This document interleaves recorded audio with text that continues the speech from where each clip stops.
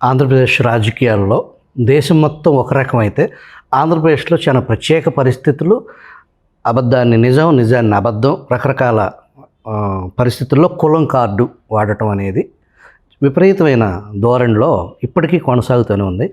మీ పార్టీకి సంబంధించిన మీ పార్టీ నాయకులు రామకృష్ణ గారిని కమ్మకులం అని చెప్పేసి సోషల్ మీడియాలో ట్రోల్ చేయటం, అట్లా ఇప్పటికీ ఆ కులం రాజకీయం ఇప్పటికీ జరుగుతూనే ఉంది.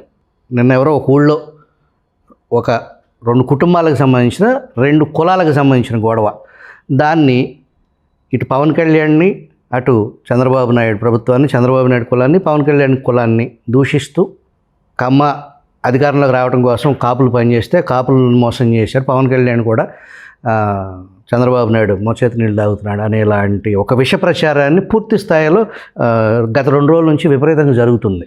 రాజకీయాల్లో నీతి లేనప్పుడు ఇట్లా దిగజారి పడినటువంటి అవసరం ఉంటాయి. రాజకీయాలు నీతి ఉంటే ఇది రాదు, కులాల ప్రభావం రాదు. నీతి తగ్గిపోయింది. నీవు పదవి కోసం కులాలను ఉపయోగించుకొని, ప్రాంతాలను ఉపయోగించుకొని పైకి వచ్చిన తర్వాత ఇవన్నీ మనకి ఎంటబడుతూనే ఉంటాయి. దానిలో భాగమే ఇప్పుడు నిజమే, చంద్రబాబు నాయుడు నేను తిరుపతికి మాకు పరిచయం ఉంది, స్టూడెంట్ డేసెస్ పరిచయాలు ఉన్నాయి. అంటే పరిచయం ఉన్న పరిచయమే. రాజకీయాల్లో కలిసినప్పుడు కలిసి ఉంటాం, రాజకీయాలు విడిపోయినప్పుడు విడిపోతుంటాం. ఆయన కాంగ్రెస్ పార్టీ రాజకీయాలప్పుడు నేను ఇప్పుడు దాని జరుగుపోలే. టీడీపీని ఆయన చేరాడు. టీడీపీ కమ్యూనిస్టులు కలిసి పనిచేసేటువంటి ఒక పాలసీ వచ్చింది, అప్పుడు కలిసి పనిచేసాం. కలిసి పనిచేయడం తెలుసు కాబట్టి బాగానే మాట్లాడుకుంటాం.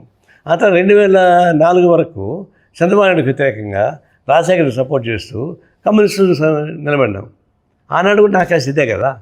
మరి నేను రాజశేఖర్తో కలిసి చంద్రబాబు వ్యతిరేకంగా ఫైట్ చేస్తే అప్పుడు నాకు కాస్త ఏం కనపడలా. అప్పుడు ఏం చెప్పలేదు వాళ్ళు. ఇప్పుడు రామకృష్ణ కొంచెం సాఫ్ట్గా మొట్టమొదటి ఉన్నాడు, మొట్టమొదటి స్టాఫ్ అంటే బీజేపీకి పోకముందరగా. దాన్ని కలిపి బాగానే మాట్లాడుకుంటారు. ఇప్పుడు ఆయన రామకృష్ణ చౌదరి అన్నారు. బాబు రామకృష్ణ చౌదరి కాదు, పాడు కాదు, అతను ఒక యాదవ్ క్యాస్ట్. ఆయన కాబట్టి అందరితో బాగుంటాడు. ఇప్పుడు వాళ్ళకి ఇష్టం లేకుండా పోతే ముద్ర చేస్తారు. అట్లా ముద్ర వేయడం ద్వారా వచ్చేటువంటి ప్రమాదం. ఇప్పుడు రావడం ఏమైంది? నిజమే, ఒకప్పుడు కమ్మాస్కి తెలగాసుకి కొన్ని ప్రాంతాల్లో గొడవ ఉన్నమాట వాస్తవమే. కానీ మామూలు గొడవ ఉంటుంది అది. ఇప్పుడు రాజకీయాలు జోడించారు.